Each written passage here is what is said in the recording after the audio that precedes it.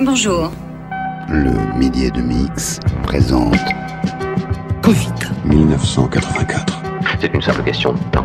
Un avenir à prendre. De vivaces et splendides hallucinations. J'ai eu un rêve qui questionne les modèles dominants. Covid 1984. Pourquoi s'exciterait-on sur Big Brother, les 2 minutes de haine et tout le reste de leur foutu baliverne? L'enjeu n'est pas d'obéir à Big Brother. L'enjeu est d'aimer Big Brother. Covid 1984. On est tous embarqués dans la même histoire. Winston se demanda de nouveau pour qui il écrivait son journal. Le moment est maintenant venu de réfléchir sur l'avenir de l'homme et de notre société. Sur l'histoire des mouvements sociaux, sur l'histoire des mouvements de résistance, sur l'histoire des mouvements qui contestent quelque chose qui nous est imposé. Pour l'avenir, pour le passé, pour un âge qui pourrait n'être qu'imaginaire. Pour bâtir une sorte de compréhension collective, une sorte de mémoire politique pour garder des traces. Covid 1984. Feuilleton radiophonique, création sonore. Réalisé par le ministère de l'Amour. Épisode 5. Dossier Système. Lorsque toutes les corrections qu'il était nécessaire d'apporter à un numéro spécial du Times avaient été rassemblées et collationnées, le numéro était réimprimé. Jour par jour, et presque minute par minute, le passé était mis à jour. Aucune opinion, aucune information ne restait consignée qui aurait pu se trouver en conflit avec les besoins du moment. Le changement effectué, il n'aurait été possible en aucun cas de prouver qu'il y avait eu falsification.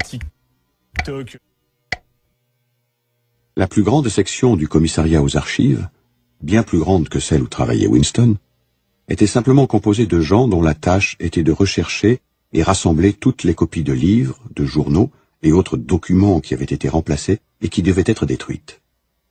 Les livres aussi étaient retirés de la circulation et plusieurs fois réécrits. On les rééditait ensuite sans aucune mention de modification. Même les instructions écrites que recevait Winston, et dont il se débarrassait invariablement dès qu'il n'en avait plus besoin, ne déclaraient ou n'impliquaient jamais qu'il s'agissait de faire un faux. Il était toujours fait mention de fautes, d'omissions, d'erreurs typographiques, d'erreurs de citation qu'il était nécessaire de corriger dans l'intérêt de l'exactitude. À proprement parler, il ne s'agit même pas de falsification, pensa Winston, tandis qu'il rajustait les chiffres du ministère de l'Abondance. Il ne s'agit que de la substitution d'un non-sens à un autre. La plus grande partie du matériel dans lequel on trafiquait n'avait aucun lien avec les données du monde réel. Pas même cette sorte de lien que contient le mensonge direct. Les statistiques étaient aussi fantaisistes dans leur version originale que dans leur version rectifiée. On comptait au premier chef sur les statisticiens eux-mêmes pour qu'ils ne s'en souvinssent plus. Winston jeta un coup d'œil à travers la galerie. De l'autre côté, dans la cabine correspondant à la sienne, un petit homme d'aspect méticuleux, au menton bleui, nommé Tillotson, travaillait avec ardeur. Il avait un journal plié sur les genoux, et sa bouche était placée tout contre l'embouchure du phonoscript, comme s'il essayait de garder secret entre le télécran et lui ce qu'il disait. Il leva les yeux et ses verres lancèrent un éclair hostile dans la direction de Winston. Winston connaissait à peine Tillotson et n'avait aucune idée de la nature du travail auquel il était employé. Les gens du commissariat aux archives ne parlaient pas volontiers de leur travail. Dans la longue galerie sans fenêtre où l'on voyait une double rangée de cabines, où l'on entendait un éternel bruit de papier froissé et le bourdonnement continu des voix qui murmuraient dans les phonoscripts, il y avait bien une douzaine de personnes. Winston ne savait même pas leur nom, bien qu'il les vît chaque jour se dépêcher dans un sens ou dans l'autre dans les couloirs ou gesticuler pendant les 2 minutes de la haine. Il savait que dans la cabine voisine de la sienne, la petite femme rousse peinait, un jour dans l'autre, à rechercher dans la presse et à éliminer les noms des gens qui avaient été vaporisés, et qui étaient par conséquent considérés comme n'ayant jamais existé. Il y avait là un certain à-propos, puisque son propre mari, 2 ans plus tôt, avait été vaporisé. Quelques cabines plus loin, se trouvait une créature douce, effacée, rêveuse, nommée Ampleforte, qui avait du poil plein les oreilles et possédait un talent surprenant pour jongler avec les rimes et les mètres. Cette Ampleforte était employée à produire des versions inexactes, on les appelait textes définitifs, de poèmes qui étaient devenus idéologiquement offensants, mais que pour une raison ou pour une autre, on devrait conserver dans les anthologies. Toutes les femmes sont des Jeanne d'Arc. Toutes les femmes sont des Jeanne d'Arc. De Suzanne Lemaître. 1984. Il faut pourtant vous chanter cette Jeanne qui fit, dit-on, des prodiges divins. Elle a fermi de ses pucelles mains des fleurs de lys la tige gallicane, sauva son roi de la rage anglicane et le fit oindre au maître autel de Reims. Jeanne montra sous féminin visage, sous le corset et sous le cotillon, d'un vrai Roland, le vigoureux courage. J'aimerais mieux le voir pour mon usage, une beauté douce comme un mouton. Mais Jeanne eut un cœur de lion. Vous le verrez si lisez cet ouvrage. Vous tremblerez de ses exploits nouveaux, et le plus grand de ses rares travaux fut de garder 1 an son pucelage. J'aurais voulu dans cette belle histoire, écrite en or au temple de mémoire, ne présenter que des faits éclatants, et couronner mon roi dans Orléans, par la pucelle, et l'amour, et la gloire. Ailleurs, et plusieurs fois, vous avez tenté de vous échapper des prisons. C'est à cette fin qu'on vous garda plus sûrement et plus fidèlement que l'ordre a été donné de vous entraver de chaînes de fer. Enfin, nous assignons ladite Jeanne à comparaître demain jeudi à 8h du matin en la chambre de Parment au bout de la grande salle du château de Rouen. Covid 1984. Feuilleton radiophonique. Cette galerie, avec ses 50 employés environ, n'était qu'une sous-section, un seul élément en somme de l'infinie complexité du commissariat aux archives.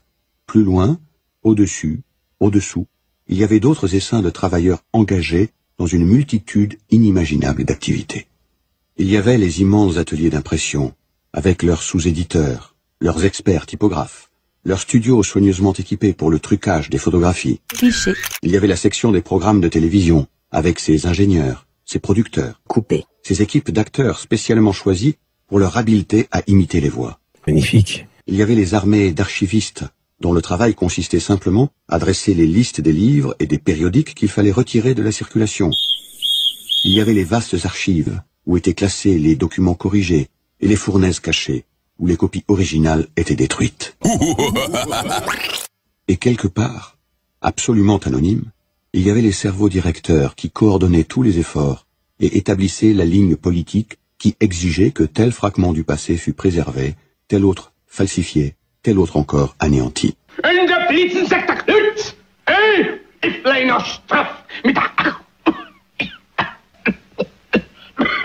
Le commissariat aux archives n'était lui-même en somme qu'une branche du ministère de la Vérité, dont l'activité essentielle n'était pas de reconstruire le passé, mais de fournir aux citoyens de l'Océania des journaux, des films, des manuels, des programmes de télécran, des pièces, des romans, le tout accompagné de toutes sortes d'informations, d'instructions et de distractions imaginables, d'une statue à un slogan, d'un poème lyrique à un traité de biologie, et d'un alphabet d'enfant à un nouveau dictionnaire novlangue. De plus, le ministère n'avait pas à satisfaire seulement les besoins du parti, il avait encore à répéter toute l'opération à une échelle inférieure pour le bénéfice du prolétariat. Et si je te fracassais la tête, hein, si je te faisais sauter les lunettes, hein, et si je te mettais minable, hein, ou la tronche comme un cartable, hein, avec ta petite gueule d'enculé, ouais, je suis sûr que t'es du genre à bien encaisser. Ouais, t'aurais l'air bien moins con après une bonne baston. Ouais, tu vas passer un mauvais quart d'heure. Tu risques de plus entendre battre ton petit cœur. Ouais, j'ai envie de t'emboutir, de te laisser sur le carreau. Et pour ça, je vais même te dire, je vais carrément te faire la peau. Allez, viens par ici, sale con.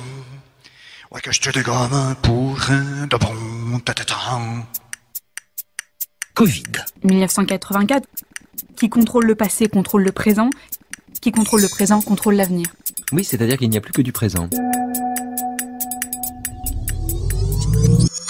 Il existait toute une suite de départements spéciaux qui s'occupaient, pour les prolétaires, de littérature, de musique, de théâtre et en général de délassement. Là, on produisait des journaux stupides qui ne traitaient presque entièrement que de sport, de crime et d'astrologie, de petits romans à 5 francs, des films juteux de sexualité, des chansons sentimentales composées par des moyens entièrement mécaniques sur un genre de kaléidoscope spécial appelé versificateur. Il y avait même une sous-section entière, appelée en novlangue pornosexe, occupée à produire le genre le plus bas de pornographie. Cela s'expédiait en paquets scellés qu'aucun membre du parti, à part ceux qui y travaillaient, n'avait le droit de regarder. 3 autres messages étaient tombés du tube pneumatique pendant que Winston travaillait. Mais ils traitaient de questions simples, et Winston les avait liquidés avant d'être interrompu par les 2 minutes de la haine. 2 minutes de la haine. Le programme, les 2 minutes de haine. S'opposer à tout, c'est une stratégie perdante, parce que tout arrive. Bien. Voyons qui est 3, frères et sœurs. L'ennemi cherche à brouiller l'émission. Et qu'est-ce qu'il y a? Il y a ce que les informaticiens désignent comme étant le bruit. Déjà, on se méfie, on a toute raison. Nous, on ne fait pas d'informatique. Donc, on a toute raison d'être en position de méfiance. On sent bien que quand ils nous disent le bruit, c'est un bruit très, très particulier. Il va de soi que ce qu'ils opposent à l'information, c'est un bruit qui est supposé être non informatif ou contenir le minimum d'information.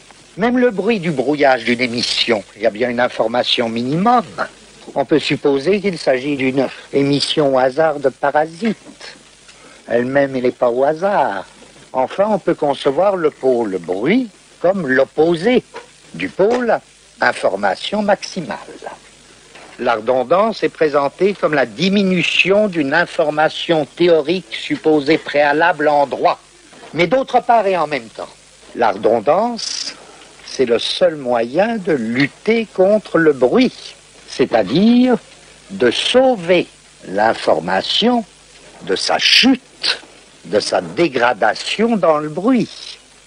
Diminuer l'information théorique absolue et lutter contre le bruit. Et pourquoi ces 2 fonctions sont liées? C'est qu'évidemment, rien n'empêcherait l'information théorique absolue de tomber dans le pur et simple bruit s'il n'y avait ce régulateur de la redondance qui assure la lutte contre le bruit en diminuant l'information théorique absolue. Bon, nous avons donc un schéma, un premier schéma de redondance où on mettrait en haut information théorique maximale, tout à fait en bas bruit et entre les deux redondance. Et Martinet conclut: la présence de la redondance est un moyen de permettre la transmission des signes. C'était 2 minutes de la haine.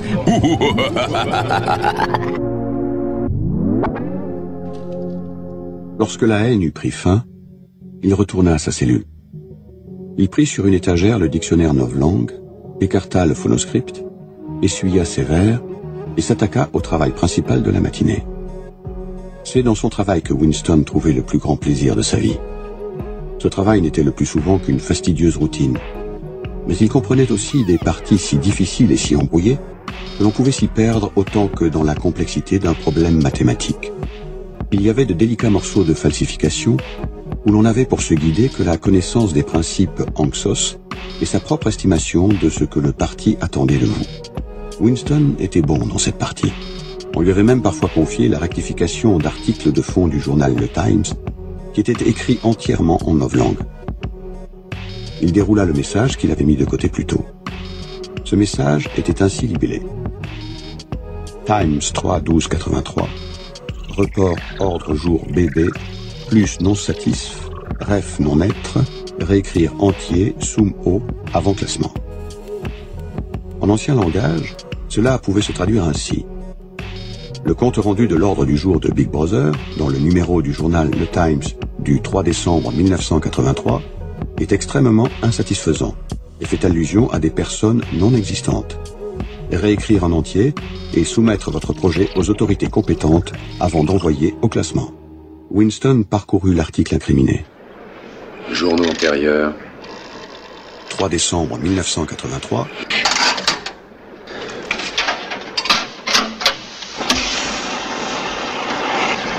Une marée humaine dans les rues de Paris.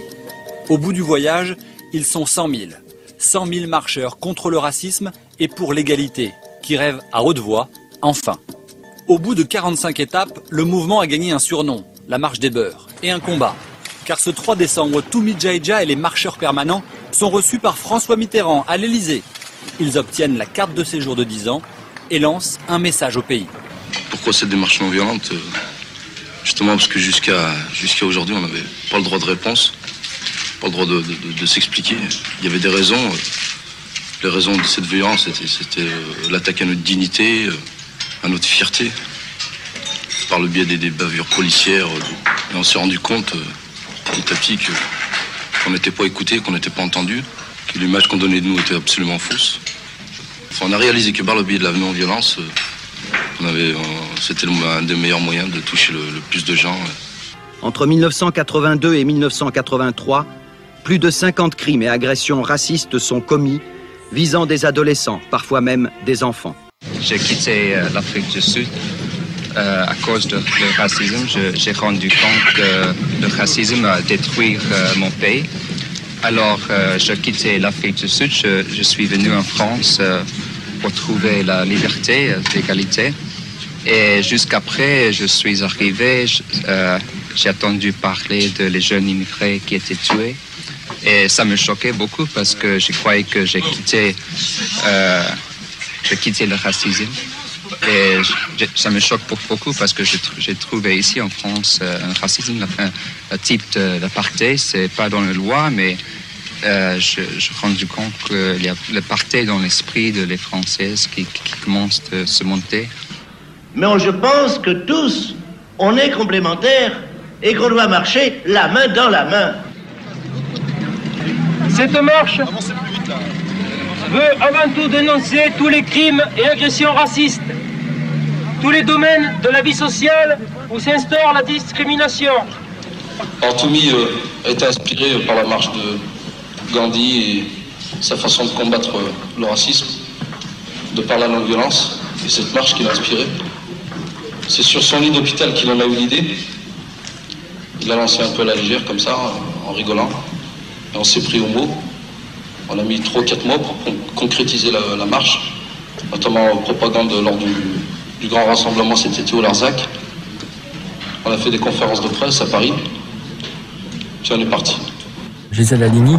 Ce qui est extraordinaire dans cette marche, et moi je salue cette initiative, c'est qu'elle apporte la preuve une fois de plus que comme la marche des Noirs, que comme les marches des femmes, il y a des initiatives populaires qui partent de la base, en dehors des partis, et qui finalement rassemblent toutes les volontés de lutte contre ce phénomène aussi monstrueux qu'est le racisme.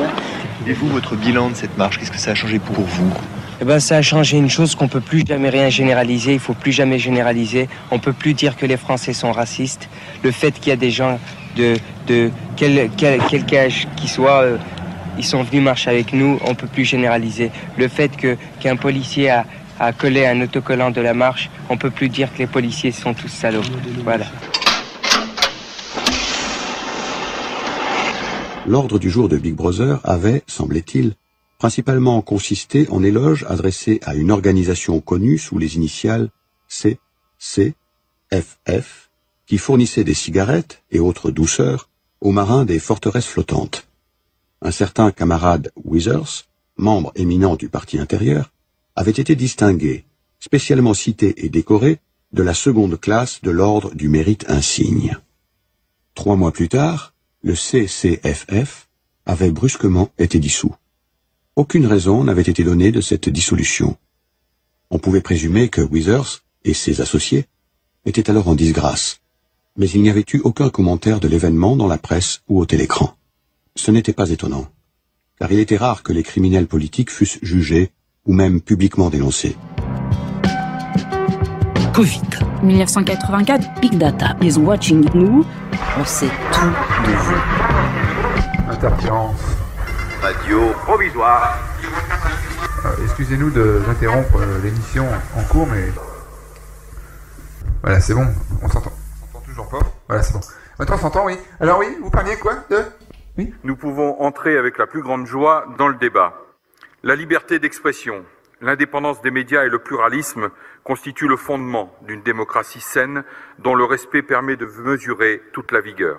Garantir l'indépendance des médias, c'est faire vivre et donner tout son sens à la promesse républicaine. L'existence de médias libres, capables de refléter la diversité des opinions dans un pays, est indispensable à la démocratie. Honnêteté, indépendance et pluralisme de l'information et des programmes. Tel n'est pas le cas. Et donc la question qui est posée, c'est comment nous allons pouvoir créer un nouveau rapport de force, comment nous allons radicaliser dans le bon sens du terme la lutte, dans le sens d'une démarche inédite. Une troisième voie. Cette troisième voie, c'est agir. C'est un ras-le-bol national. On envoie l'enregistrement dans le traitement d'image. Il veut des nouvelles données? Oui, la nouvelle fréquence, celle qu'on vient d'enregistrer.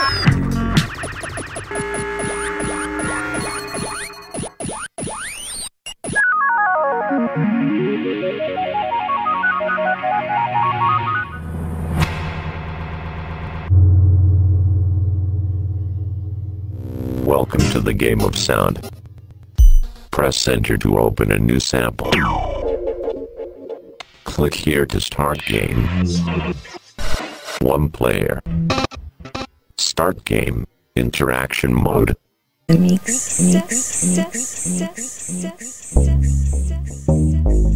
Les mots et les choses par M. Michel Foucault.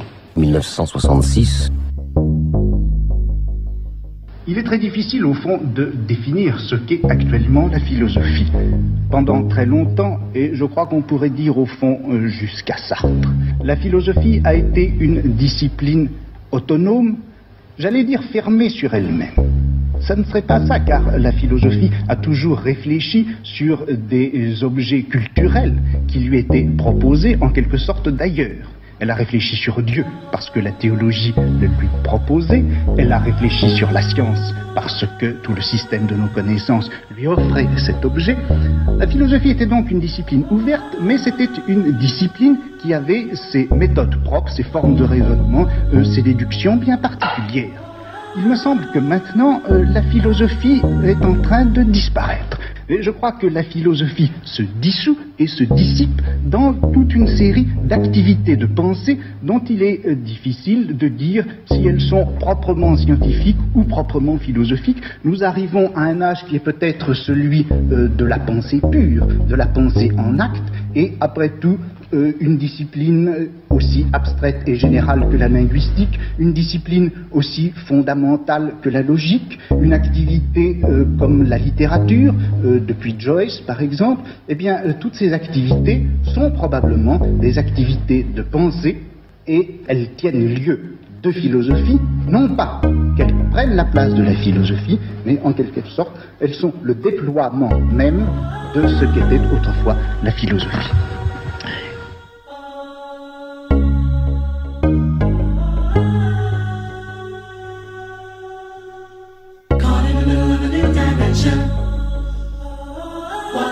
In one direction can be such a revelation, captivates a generation, caught in the middle of a new dimension.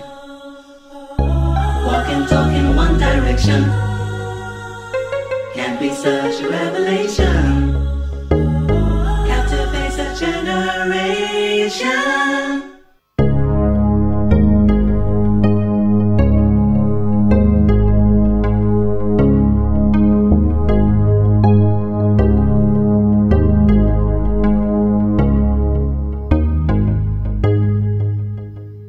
Avant le XIXe siècle, on peut dire que l'homme n'existait pas.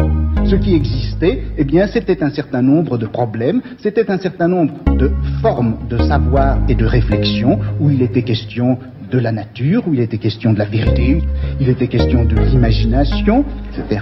Mais il n'était pas, à vrai dire, question de l'homme. L'homme est une figure qui s'est constituée vers la fin du XVIIIe siècle, au début du XIXe système et qui a donné lieu à ce qu'on a appelé les sciences humaines. Mais je crois que, paradoxalement, le développement des sciences humaines nous conduit maintenant beaucoup plutôt à une disparition de l'homme qu'à une apothéose de l'homme. En effet, les sciences humaines ne découvrent pas du tout le noyau concret, individuel, positif en quelque sorte de l'existence humaine.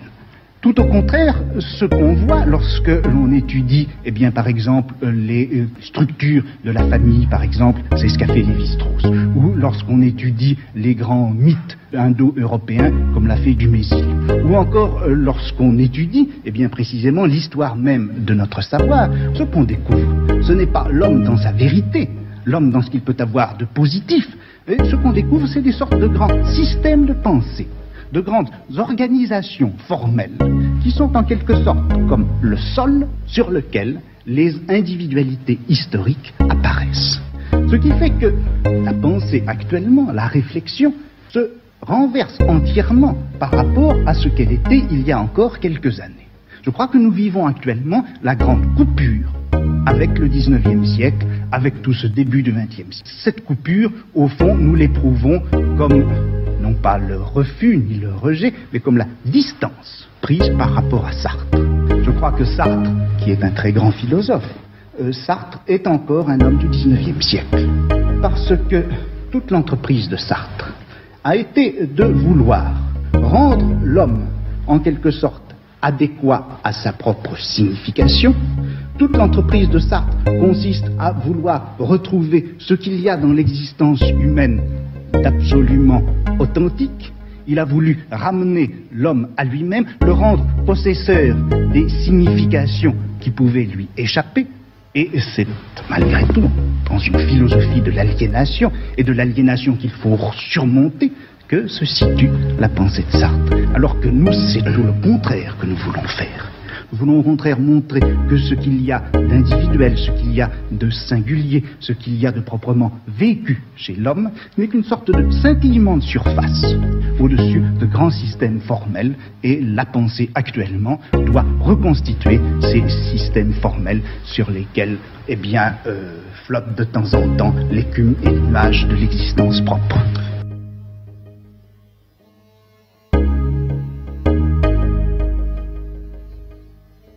On a découvert depuis 50 ans que la littérature n'était plus faite pour distraire, ni la musique pour donner des sensations viscérales.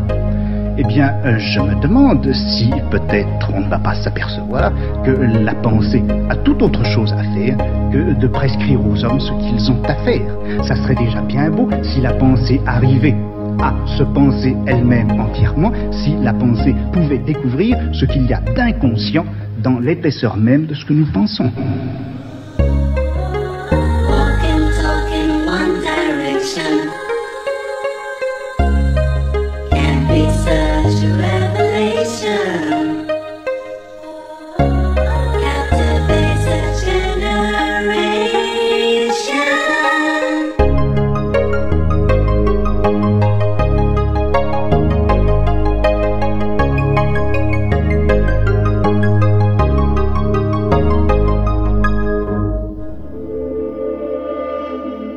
Charles Babbage. Retenez bien ce nom. Il s'agit en fait du père fondateur de l'informatique, qui dans les années 1850 a été le premier à assembler de ses mains une étrange machine qu'il a appelée lui-même la machine analytique. C'était l'ancêtre de l'ordinateur, le tout premier ordinateur du monde. Or, si Charles Babbage revenait d'aujourd'hui, il constaterait que la plupart de ses rêves, même les plus insensés, ont été réalisés depuis, grâce à l'électronique, science qui n'existait pas à l'époque. Berry, du Collège de France. Je vais parler de calcul. Pourquoi ? Parce que le calcul est le cœur de l'informatique. L'informatique, c'est la science du calcul automatique. Vous êtes entouré de calculs automatiques absolument partout. Quand vous regardez une télévision moderne, vous ne le savez peut-être pas, mais vous regardez se faire des centaines de milliards d'additions et de multiplications par seconde. Philippe Dreyfus, en 1965. L'informatique est un mot nouveau pour couvrir une technique qui a quelques années d'existence et dont la définition serait Elle comprend les moyens, les méthodes et les applications du traitement automatique de l'information. Donc, nous partons de ces informations et nous cherchons à les manipuler, à les transformer à l'aide de machines. Ces machines s'appellent des calculateurs électroniques, des ordinateurs, des ensembles électroniques. Pour mettre en œuvre ces moyens, il a fallu concevoir une méthodologie nouvelle, adaptée à ces moyens. Il a fallu également faciliter la conversation entre l'homme et la machine. Par conséquent, s'adresser aux machines dans un langage assez commode à utiliser pour l'homme, et que ce soit les machines qui traduisent ces premiers langages en leur propre langage. Ce qui a évidemment considérablement étendu le domaine d'application des machines, puisqu'elles ne sont plus maintenant réservées à des seuls techniciens pour leur travail, qui s'appelle d'ailleurs un programme.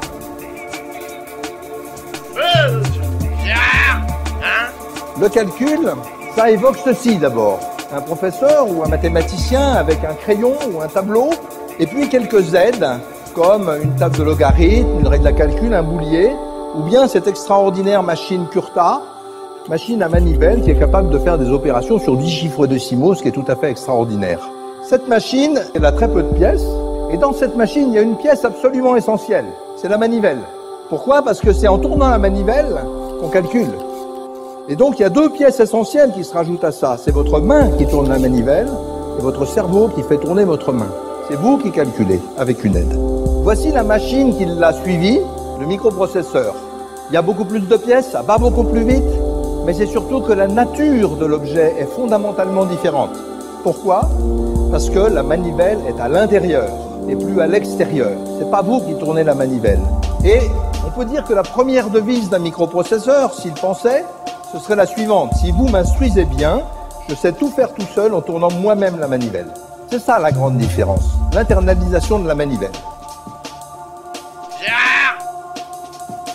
La recherche n'a pas eu d'ordinateur pendant extrêmement longtemps, ce qui nous a permis d'être très bons en maths et ce qui nous a bien servi par la suite. Les ordinateurs sont arrivés en France pour la recherche, je dirais à la fin des années 80, c'est-à-dire extrêmement tard. Il y avait interdiction d'acheter des ordinateurs américains qu'il nous fallait. Attention, tout le XXe siècle, ça a été fondé autour de trois notions dans la science, la matière, l'énergie et les ondes. Et toutes les machines, c'est matière-énergie, les télécommunications, la radio. Et puis je me suis dit que l'information, c'était quelque chose qui allait prendre une place énorme, qui est très différent du reste, parce que l'information, ça pèse pas, ça sent pas, ça brûle pas. C'est une histoire idiote, mais quand j'étais petit, j'entendais la guerre froide. Et on disait, les Américains ont une bombe de 10 kilotonnes, les Russes ont une bombe de 100 kilotonnes, les Américains ont une bombe de 1 mégatonne de TNT, les Russes 10 mégatonnes. Mais ce qui m'intéressait tout à fait, c'était de dire, mais pour faire exploser une de ces bombinettes, ce dont j'avais très peur, il faut exactement le même message, qu'elle pèse 2 kilos ou 2 millions de tonnes. C'est exactement le même message. Donc le levier de l'information me paraissait tout de suite comme extraordinairement puissant par rapport au levier de la matière. Dans la matière, il faut que le levier soit de la force de ce qui soulève, dans l'information, pas du tout. Et on le voit maintenant. Mais puisque tout à l'heure, j'ai fait référence à un homme du 19e siècle, Charles Babbage, je voudrais maintenant mentionner la pensée d'un autre grand savant, d'un autre grand scientifique du siècle dernier. Il s'agit de Camille Flammarion. Camille Flammarion pressentait tout à fait les extraordinaires bouleversements que nous allions connaître. Il savait que beaucoup de choses allaient se produire dans le domaine de l'espace, de la biologie, de l'informatique, de l'électronique. Il pressentait cette science encore à naître à l'époque. Et il a écrit ceci. L'homme du XXe siècle sera citoyen de l'univers. Il explorera les limites extrêmes de la pensée, de l'imagination et de la matière. Il posera des questions à l'infini afin d'en percer les secrets.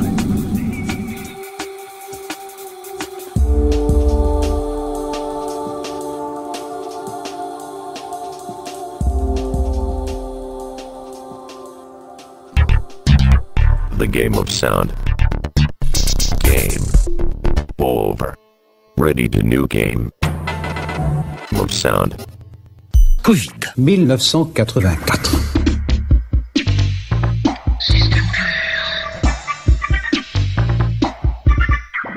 Appendice. Les principes du novlangue. Les mots novlangue étaient divisés en 3 classes distinctes. Plus, on disait en novlangue double pensée. Double plus. La vie de tous les jours. Appendice. La seconde particularité de la grammaire novlangue était sa régularité. toutes les désinences, sauf quelques exceptions mentionnées plus loin, obéissaient aux mêmes règles. C'est ainsi que le passé défini et le participe passé de tous les verbes se terminaient indistinctement en « et ». Le passé défini de voler, ER, était volé, et celui de penser, ER, était pensé, et ainsi de suite. Les formes telles que nagea, donna, cueillit, parlèrent, saisir, étaient abolies. Les adjectifs comparatifs et superlatifs étaient obtenus par l'addition de suffixes invariables.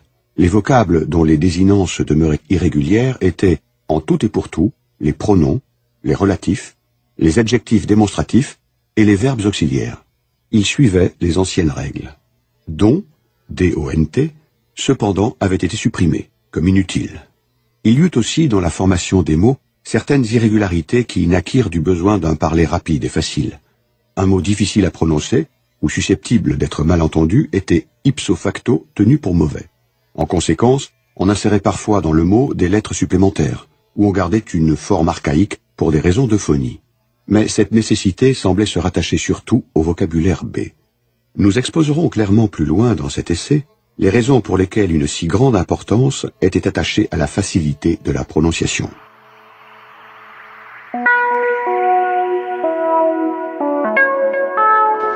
Avez-vous vu la 10e édition du dictionnaire de novlangue? Le plus gros problème, calquer la langue au rythme du progrès scientifique. Du dictionnaire Smith, quelle belle chose que la destruction des mots. Le dictionnaire. La communication. L'émetteur ou énonciateur est celui qui émet le message. Le récepteur ou destinataire est la personne ou le groupe à qui s'adresse le message. Le message représente le sujet de la communication et il est transmis par l'intermédiaire d'un canal qui peut être auditif ou visuel. Le récepteur ou destinataire peut réagir au sujet du message qu'il a reçu. On appelle cela le feedback. Le feedback permet de s'assurer de la bonne compréhension du message par le récepteur.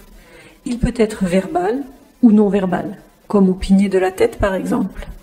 Certains éléments peuvent venir perturber la communication. On les nomme bruit.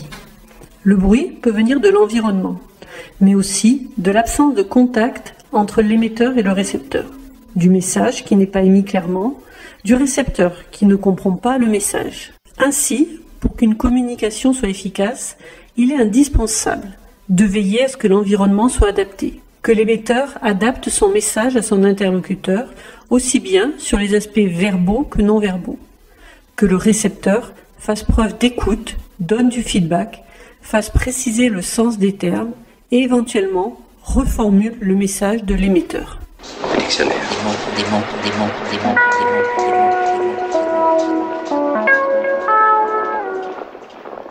En l'an 1984, le novlangue n'était pas la seule langue en usage. On comptait que le novlangue aurait finalement supplanté l'ancilangue, nous dirions la langue ordinaire, vers l'année 2020.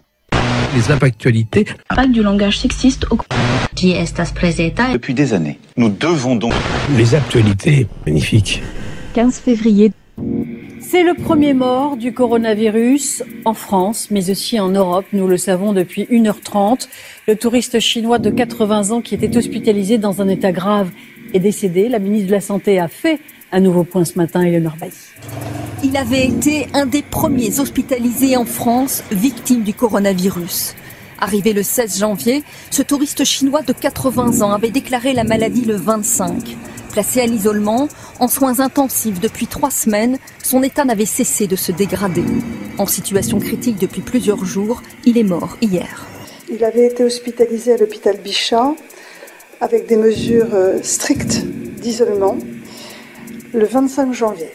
Son état s'était rapidement dégradé et il était depuis plusieurs jours dans un état critique, pris en charge en réanimation. Sa fille de 50 ans, également atteinte, n'inspire plus d'inquiétude. Elle devrait quitter l'hôpital prochainement. Au début des années 70, les tout premiers micro-ordinateurs sont vendus en kit. Il faut s'armer d'un fer à souder et les fabriquer soi-même. Alors évidemment, autant vous dire que ce sont uniquement des passionnés qui achètent alors des micro-ordinateurs. Puis apparaissent les premières machines montées, prêtes à l'usage. Et il y a une information qui est peu connue, c'est que le tout premier micro-ordinateur vendu assemblé, est français. C'est le Micral mis au point par François Gernel de la société M2E. Mais très vite arrive aux États-Unis l'Alter qui lancera véritablement le boom de la micro-informatique. Il nous faut préparer notre système de santé à faire face à une éventuelle diffusion pandémique du virus et donc à une circulation du virus sur le territoire national, raison pour laquelle je recevrai les représentants des professionnels hospitaliers et des professionnels de santé de ville mardi prochain. En France, 11 personnes au total ont été infectées par le coronavirus. Une est morte, 4 ont pu rentrer chez elles complètement guéries. Les 6 autres, dont l'état n'inspire plus d'inquiétude, sont encore hospitalisés. Alors les vrais micro-ordinateurs tels qu'on les connaît aujourd'hui, ça apparaît à partir de 1975-1976 et c'est d'abord l'Apple. Il n'est pas vraiment prêt à être utilisé parce qu'il faut encore y ajouter des périphériques, écran et clavier, mais déjà tous les composants sont soudés sur la carte mère et ça c'est une prouesse réalisée par Steve Wozniak, le cofondateur d'Apple qui fabrique lui-même à la main les 200 premiers exemplaires. Ensuite viennent l'Apple II et puis d'autres marques comme le TRS-80, le Commodore PET, voilà tous ces noms fleurbons la nostalgie pour ceux chez qui ça évoque quelque chose, jusqu'à l'ordinateur IBM PC en août 1981, il y a 39 ans, avec bien sûr le concours de Microsoft qui fournit les logiciels. Et puis en Chine, le bilan continue de s'alourdir. Plus de 1500 personnes ont perdu la vie depuis le mois de décembre. Dans les hôpitaux débordés, le personnel soignant se retrouve en première ligne. 6 sont décédés. Ignacio Barnas. Un hall d'hôtel transformé en salon de coiffure pour médecins. Ici, une partie du personnel médical des hôpitaux de Wuhan a choisi de se raser la tête. Un moyen pour eux de se protéger du coronavirus. Il y a un risque d'attraper et de transporter le virus par les cheveux lorsqu'on est dans une zone épidémique. Surtout pour les femmes aux cheveux longs, nous sommes plutôt inquiets ici. Dans l'actualité politique, La République En Marche cherche toujours un candidat pour la mairie de Paris. Le temps presse, nous sommes à pile à un mois du premier tour des municipales. Bonjour Anne Bourse, une nouvelle réunion a lieu ce matin. Par exemple, Zika, qui est là depuis la fin des années 40. Vous savez, quand il a fait sa première vraie épidémie en dehors du berceau africain, à Yap, en Micronésie, on n'a pas réagi. Il a fait attendre 2013 dans le Pacifique, notamment en Polynésie, pour réagir. Et puis c'était trop tard. Après, il y a tellement de virus, il y a des programmes de découverte de virus. Il y a plein de virus on a des collections de virus, mais on ne sait pas lesquels vont avoir le potentiel. On n'a ni les moyens ni l'argent pour tout étudier. Coupé. C'était Covid 1984.